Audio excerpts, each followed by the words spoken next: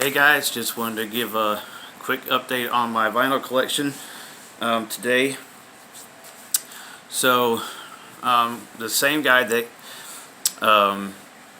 sold me the Aerosmith self-titled 38 Special, Queen self-titled, and Foreigner albums. I also bought a couple from him again today. And I also went to Scratch and Spin as well. And picked up something I knew I was going to go in and get, and then a little something I wasn't quite expecting to pick up. But I figured kind of eventually I would eventually pick it up. So I'm going to start with the no-brainer that I had to go get today.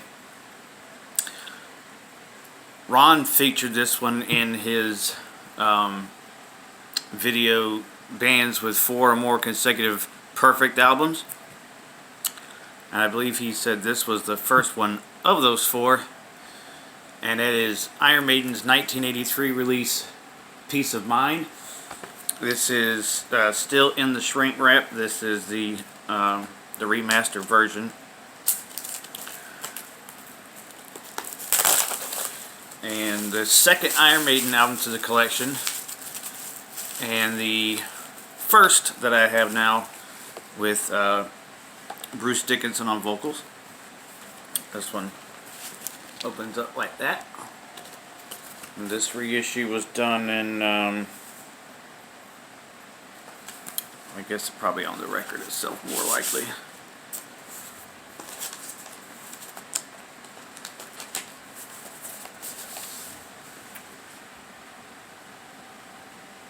Now, but remnants of what the CD looked like, the CD cover with the brains with all the vegetables and rice and all that stuff. I guess if you saw that album cover as a kid with all the food next to the brains, you probably wouldn't eat your vegetables or rices. I don't know. I like rice regardless, so it doesn't matter to me. So, Iron Maiden, Peace of Mind. Fantastic record all the way through. No need to even really go by the tracks. I think anybody that's a Maiden fan pretty much knows what. I mean, Dies With Your Boots On, Revelations, you know, Where Eagles Dare, obviously The Trooper. Just so many great songs on that album. Alright, one that I was not expecting to pick up today, but I figured I would probably get some of this guy in my collection at some point. And I figured since I was in there and I was able to get it for a pretty decent price, I got Ronnie Montrose, Open Fire. This was his 1978 first solo album after the band Montrose broke up. And Edgar Winter from Edgar Winter Group, I'm assuming anyway, did the production on this album. I got it for $6. He had 2 at Scratch and Spin. One was for $8 and this one was for $6. And at his store, I always go for the lower price one, just simply because I'm not worried about the quality of the record, how it's going to sound or anything, because everything I get from him sounds fantastic. He only gets stuff that's either near mint or in very good condition, and if it's not perfect, he's got little notes on the side saying, you know, has rubs or whatever, which I still haven't found any real issues with anything I've gotten there. I've got quite a bit of my collection from there. But so this is his first solo album, and the first one I'll have in my collection. I believe from reading up on it that it's an instrumental album, which I'm not huge on, which is why I don't really have anything like Satriani or Steve Vai or stuff like that with the no vocals and stuff like that. But I figured I'd go ahead and give this one a try. In fact, probably after I'm done with this video, while I'm eating my lunch, I'll probably put this on. 2 other ones that I knew I was going to go pick up today. Like I said, the guy that sold me those other 4, and I really liked the condition he had those in.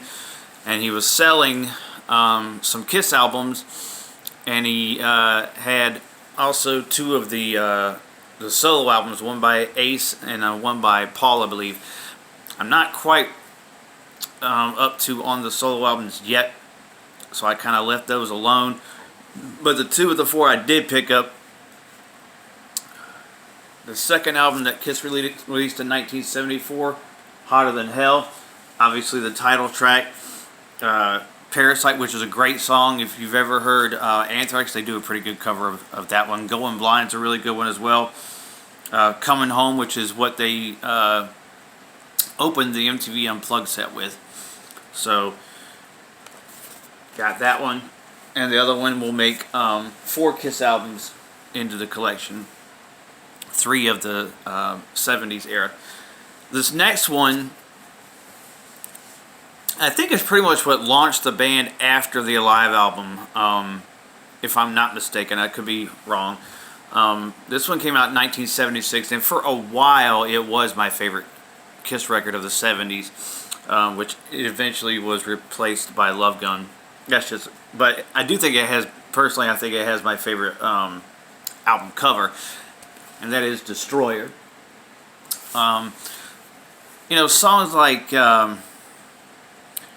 Great Expectations and Beth pretty much keep it from being able to top Love Gun. But I mean, you got Detroit Rock City, God of Thunder, Flaming Youth, Sweet Pain's a good song, Shout It Out Loud, Do You Love Me is a really great song.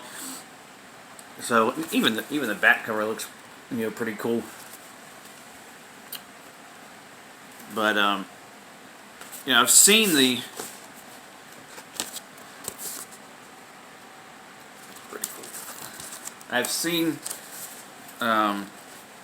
reissues out, and I got this one in the Hotter Than Hell for $25 together, which I thought was pretty good. I've seen reissues for like $19 and up, but like older records, I think just for me, I'd like to have the original version if I can get them, just because I think it really just adds that piece of history to it. You've got something that's, you know, basically traveled through the space of time. I mean, this record came out in 1976, so to have something, a piece of music that's literally 34 years old is pretty cool to have.